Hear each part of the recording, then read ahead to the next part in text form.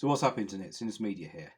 Now, those of you who've seen my channel before know that in general I'm kind of all about making music on the computer, and particularly I'm kind of into programming. I'm kind of like these ideas of DIY music, music hacking, but I've never been any good with the soldering irons, so whereas I can kind of write code. So a lot of what this channel is about exploring what we can do with code to make our own music. And I like that for a lot of reasons, including for the fact that I want to kind of have control over control. I want to be able to sort of define my own tools or make my own tools.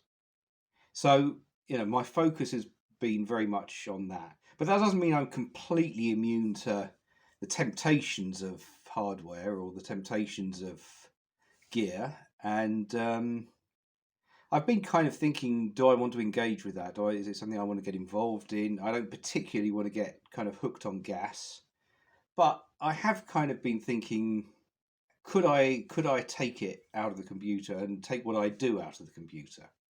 So I've decided to go on a little bit of a journey here. And what I've been looking into is this AE Modular.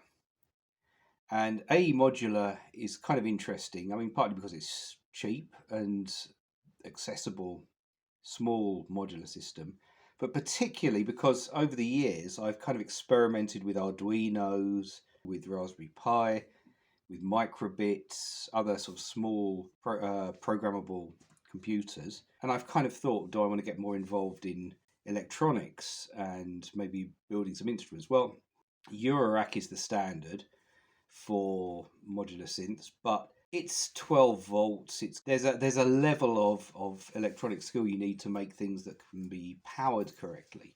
The nice thing about AE Modular is that it's a 5-volt system, and that means that it more or less should connect directly to Arduinos and other small programmable boards. And so thinking about what I might do with some hardware and how I could get involved in making some stuff and programming it myself, I thought I'd have a look at this. So today is an unboxing or an unbagging of my first initial purchase of some AE Modular stuff. Now, I have no idea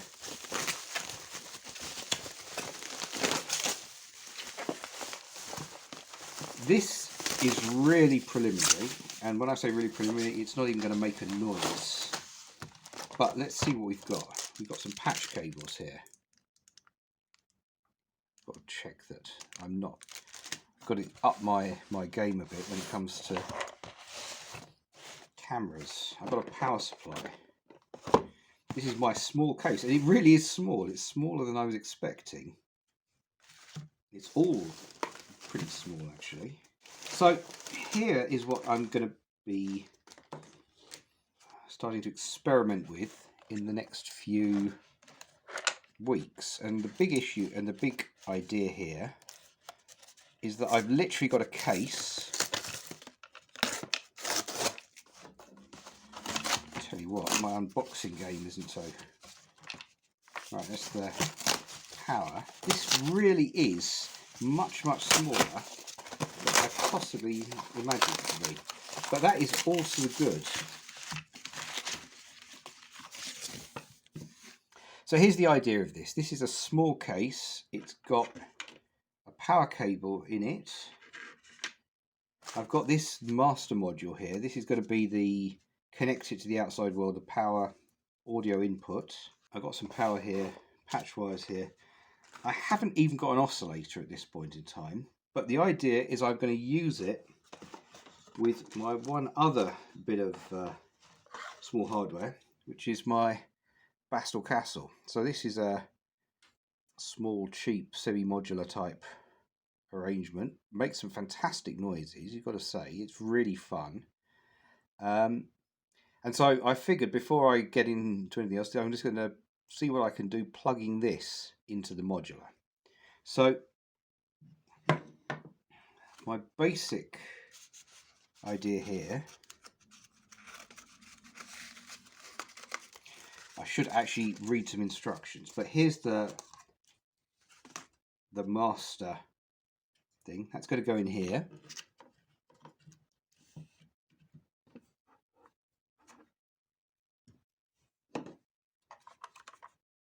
That's going to take in the power, take in the outside world connections, MIDI 2. I've got one filter because what I figure is I'm going to be programming Arduinos. I'm going to be programming small boards for this. So the main thing would be useful though is a nice analog filter. So this is the state variable filter. It's meant to be a smooth sound. I think that will fit in there nicely. Well, it better fit. And then finally, the important idea here is this.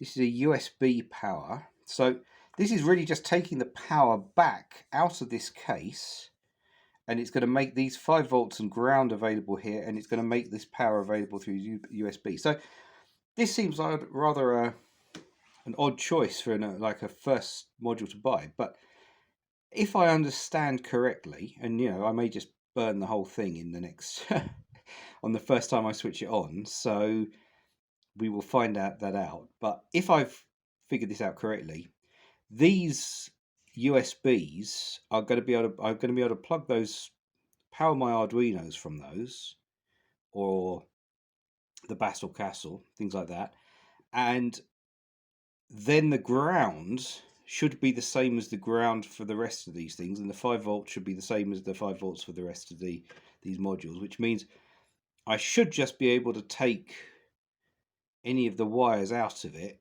and plug it, let's say, the audio positive wire, plug it into the filter. I do have a history blowing things up, burning things. I may be incredibly incorrect in my assumption about this. So it's a risky assumption, but that's what we're doing. So I'm not going to assemble all this now. But yeah, so this is the beginning of my modular journey. It's a modular journey, slightly different from some people's, I think. Or it's all about using this thing as a test bed, if you like, for me to start using Arduino's BBC microbit. If I can, there's a 3. They will burn out with 5 volts, but maybe I can figure it out somehow. But some of these other boards I've got, programming some of my own voices on those.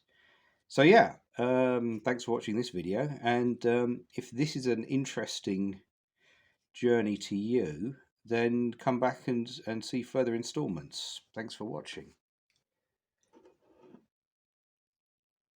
So a quick update. I did just get the courage together to plug it all in and try out my theory, and yeah, it does seem to be working perfectly well.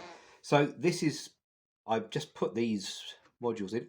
I actually haven't found out how to affix them yet. They're still just kind of loose. I plugged them into this cable. There must be a way to actually screw them in place.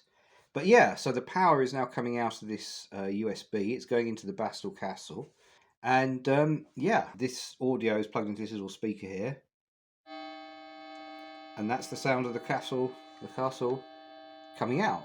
So, and it's going through, it's coming out of here. It's the OSC, the OST out, going into audio 1, coming out of audio 1 here.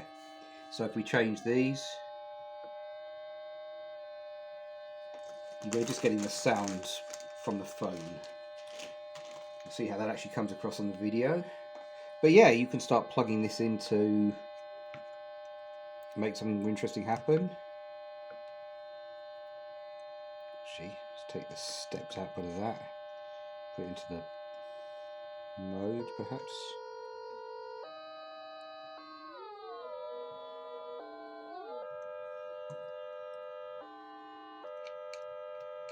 And let's take that out, put it into there. So all you're hearing right now is you know, Bastl Kastle sounds.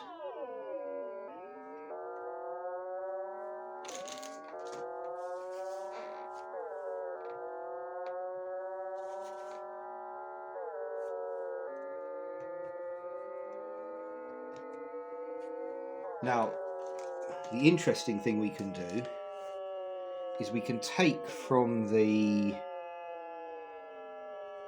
I'm going to take the LFO output here.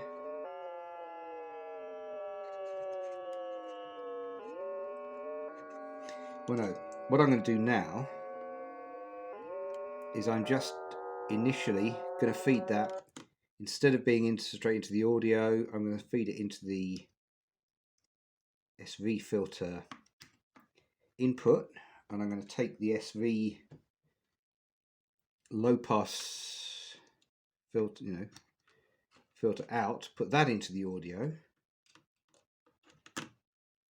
Right, now we've got the Kastle being filtered by this. So here's my frequency.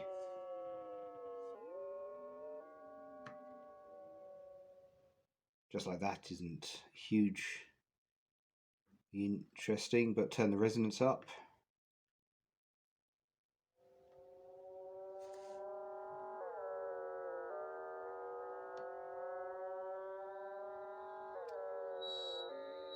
Good start.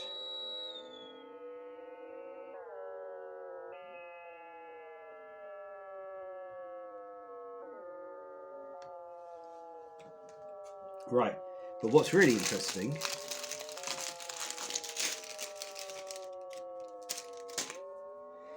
let's take now the stepped output of the LFO from the Kastle, and I'm going to put that into the CV in the so this is now going to be controlling the frequency from the LFO of the Kastle. So at the moment I'm going to turn the CV1 knob up. That's going to make it more sensitive. So now the frequency of the filter is being controlled by the LFO of the Kastle here. Turn the frequency up a bit, the LFO frequency up. So now you can hear that sound is actually getting modified. The quality of the sound is getting modified. Turn the resonance down a bit. Turn the frequency down a bit. So now, when the LFO is not producing anything very much from the Kastle, this filter is cutting off most of it because the sort of absolute frequency is down. So it's now starting to gate it. It's giving you more of a rhythmical pulse.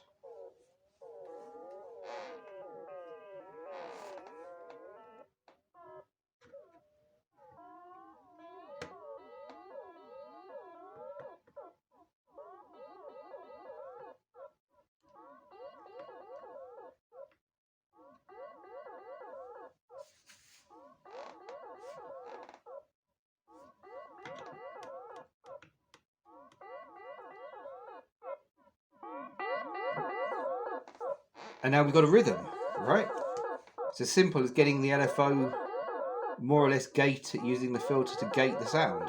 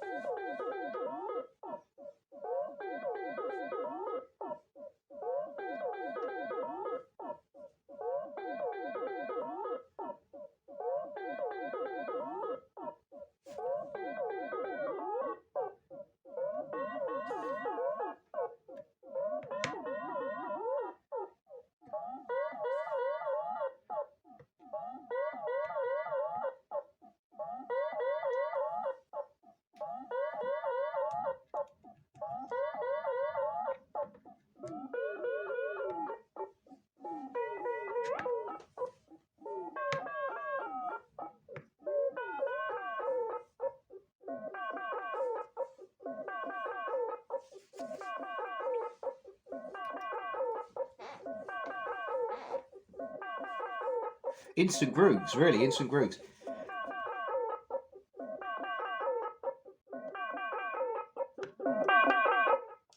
Okay, so that's it. That's all I'm showing you today. But yeah, so the principle is proven. It's demonstrated. It does seem that now the Kastle does work very well with this little AE Modular.